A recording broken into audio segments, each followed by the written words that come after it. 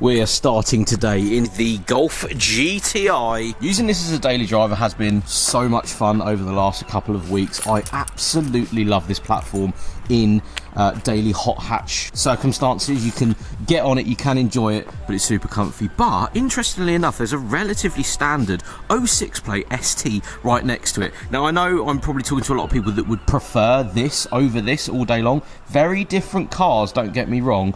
For me, yes, this is fun, but this is the be-all and end-all hot hatch from this generation for me. Leather, DSG, Xenons, black, two-door, no sunroof. This is very good though. Which one would you pick? Let me know in the comments below. But as you can see by the title of this video, that is not the reason why we are down at JW Auto Shine today. We're going to get in because I got a call about the car that is in here today. I'm very excited to have a look at it. Coming into JW Auto Shine. Just going to, before we do, point this out. Sorry for the noise in the background. It's a working workshop, isn't it? It's a working workshop. Get inside. Look at this, right? We'll just come in here to a manual convertible M4. That's pretty cool. It's pretty cool. It's weird, isn't it, that you would go in and do that and that, but like, I haven't seen another one. Maybe I'm just like, don't look at cars anymore, but I think when they bought it, the owner, the lady that drives it, is just not an auto fan. Yeah. She's a bit more old school.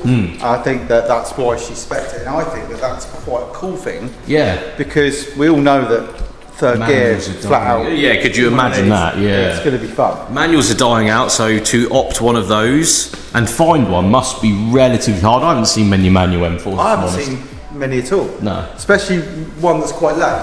Yeah. Interesting. But leave a comment below if you know.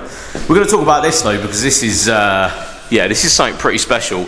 You're up on the ramp, and I thought, oh, we'll get it on the ramp because the underneath is as good as the top. Yeah. And that's always a nice thing to start with, isn't it? Is actually talking about absolutely. Underneath. Customer came to us a couple of weeks ago and said, I've got the Smart One Escort. I believe it had some treatments before I won it. And he won it, yeah. He won it, and he was quite right, it did. So when we came to wash it, whoever did a job of detailing it did a brilliant job. Yeah, so they smashed it. The paint's in great order, it's really well protected, but what he wanted us to do was top it up and check it. Yeah. So that's what we've done. And yeah, I wanted it up on the ramp just to show you the build underneath. It's just so lovely though. So painted the same colour underneath as it is on top, which is, we like that. Black exhaust, nice. I think this is what we call an Atlas axle. Don't quote me, I'm not wrong, but yeah. Has a very meaningful prop shaft. Yeah, look at that. You could definitely do some clutch kicks in that, I reckon. Yeah, I'm no expert when it comes to Smart One Escort. No, nor am I. I don't think we really know that well. I appreciate the cleanliness of it. And from the this level. angle, looking back, yeah. It's just nice. It's just like a lovely thing, isn't it? It's just a nice thing. Look how cool it is. Really lovely build. Yeah. Someone definitely spent the money on this. Yeah. Big old brakes on it and that. Yeah, disc brakes all round, which is quite nice. Yeah, I mean, Jimmy's what we need right now. Yeah, he's the guy for stuff like this. He'd be like, yeah, this and this. He would just know, wouldn't he? Yeah, he'd know. But no, I'll need to show you under the engine bay. Coilovers and that on it. Yeah. Yeah, nice. The thing is, it's not the size of these tyres. It's not a very big power vehicle, but I reckon it's properly capable. I reckon from handling point of view, it's probably amazing. So you could throw this thing around like you don't care, and it would just do it. If I'm wrong, but do you think it pays a bit of homage to the Fast and Furious Escort? Yeah, that's where I was going with the styling. It looks like Fast and Furious. I'm going to say one of them. I don't know which one it is off the top of my head. 6 or 7. No expert, but it certainly looks quite similar. Yeah, very similar. Things that are quite nice on it is it does have actual metal arches. Oh wow, they're not plastic and and if you really warpy. You won't see it on the camera. Yeah, but you can see where they were put in, and it's very AVO. It's very it's right how as it should be. Yeah. So that's quite nice. I do know that from hanging around with Jimmy for 20 years.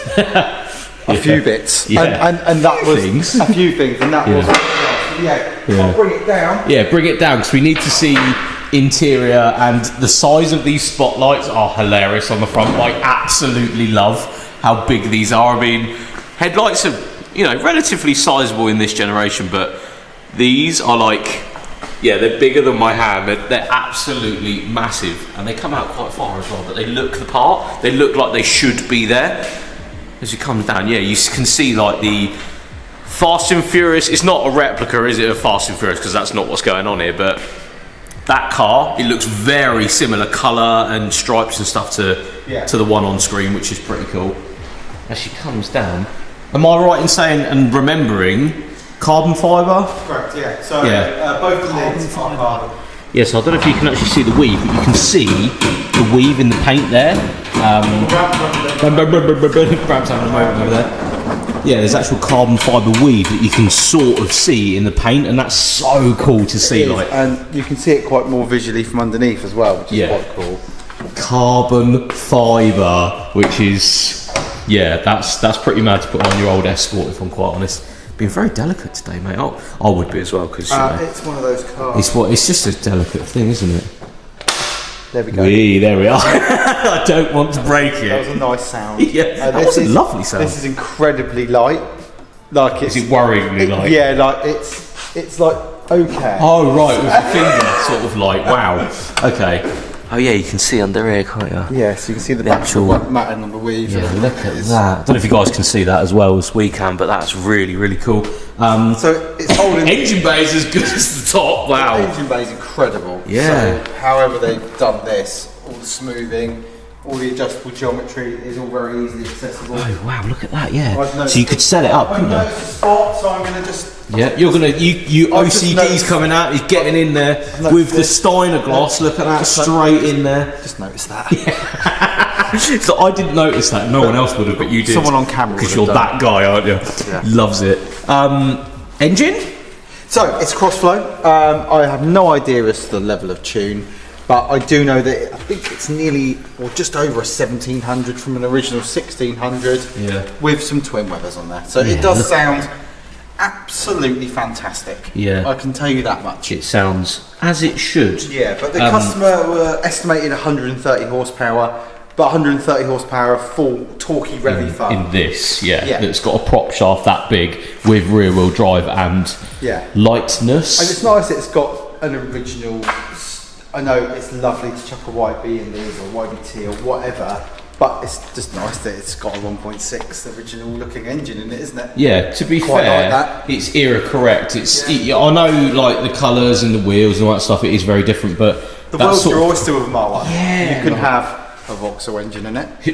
Yes, but Vauxhall engine. A lot of that happens. Yeah, it does. Yeah, I've seen it. They do fit quite well, and the world is your oyster. Z-Techs, Vauxhalls, whatever, but it's still cool, isn't it? I like that that's in there because then it will sound as if it looks. It's not trying to be not naturally aspirated and turbocharged, supercharged, whatever it is. That sounds the way this car looks. But from this angle, look how simple it is, and how lovely that fits in there with all the inner wings so smooth. Yeah, it's just lovely.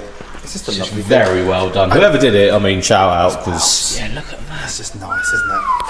Tasty stuff. Come round though to just have a little glimpse inside. Black door handle's nice, isn't it? Look at that. Let's have a little nose inside. OMP steering wheel, bucket seats. So lovely inside as well. Like so lovely. Do you know what it is? Cage as well. To me the other day, it's like most of the time when you see a straight out Mark 1, it's not particularly. It's not somewhere you want to be to drive to Silverstone. No, but that looks like it is. Got a bit of carpet in there. Yeah, it's pretty decent. I like it. I like that it's carpeted and a bit more club sporty. I'm going to say like it's got carpet. It's got amenities like not having your head rattled as you go down the road. Exactly. I will point this out again. You guys probably can't quite see it. Carbon fibre weave on the back panel here as well, which is really cool. You can only really see it in person. You are on it. you re-clean cars. It's so funny. You like go around. Oh, I'll just do that again. Oh, and this and that and that. Yeah, well, it's just annoying. It's just about that life, isn't it? Because when they're here, they're ours. Yeah. That's the difference. When they're here, they're ours. Yeah. And if something bugs me. Yeah.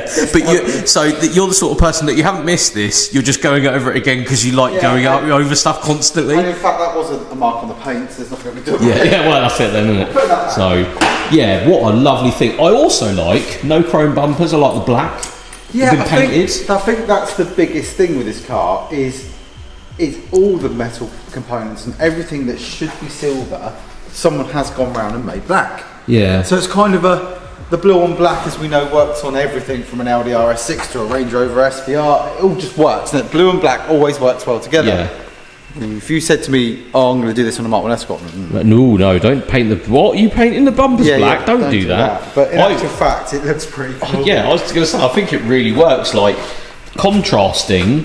Yeah. If you had the chrome, I don't think it would look as menacing. Yeah, like as dark, and it matches the interior as well. There's no real light colour in the interior bar the cage, so it ties in really, really nicely, and then offsetting with the gold wheels. Yeah, it's a lovely thing. The black press plates work really well too. Yeah. Oh, they set off the bumpers, and the exhaust even being black as well. It just works. Yeah, definitely. Yeah, we like that. Thanks for coming and have a look. No, thank you for letting me know. I thought it was worthy of worthy of everybody in the internet seeing this lovely thing. And yeah, as we were talking about at the start, the guy did actually win this on some car competition company. I was, but I know that he did it in the last hour.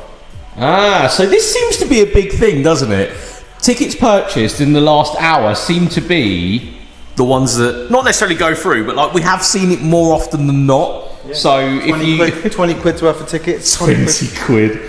So you won it for 20 quid. And you know what? The owner, he used to work at our local Ford dealer a couple of years before I did, but he was quite famous when I got there. Ooh, exciting! I think he was a really good tech. Yeah. And a bit cheeky, and when he strolled up the other day, I was like, "Oh, it's you that won it!" And I think he was probably offered like a cash alternative, but he's like, "Nah." He's a Ford guy. Yeah. So here we are. So he's like, "Yeah, I'll have that over the cash. Thank you very much." You're not building that though, are you? No. Like, let's just think about say someone gave you 60 grand, right? Who wants to go through the rigmarole of A, finding a shell, B, restoring it, then having a game plan as to doing something different, and stuff going wrong, and things being bought. It's going to be 4 years later, isn't it? Of course it is. Just take the car. Just take the car and enjoy it, and then sell it for a profit probably, because it's going to go up, isn't it? Yeah, but I don't think he will. I think he seems pretty locked in on just taking care of it, which is nice. I think if I ever did win something like this, a car competition thing, I'd take the car and just enjoy it for a bit. Because it's not really about the money at that point. You ain't going to buy another one of these. And I think if you had 40, 50, 60 grand, you ain't buying one, are you? It's not happening. Although, he did spot my 16i. And he was a bit like... Oh, hello, get them out, lovely. Oh, right, governor. And I was just like, oh. Should we do a deal, mate? Yeah.